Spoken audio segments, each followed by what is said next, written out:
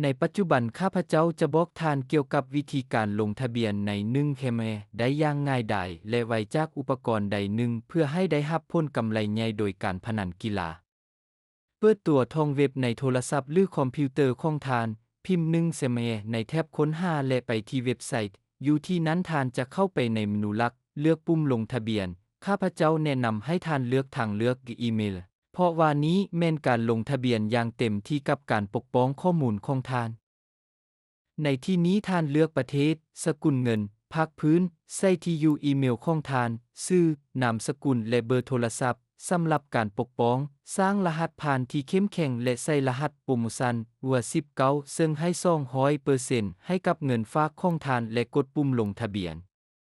ค่อยจะออกรหัสโปรโมชั่นให้กับเจ้าในคำเห็นข้างลุ่มนี้วิดีโอหลังจากนั้นตื้มเงินใส่บัญชีของทานด้วยวิธีที่ง่ายและได้รับ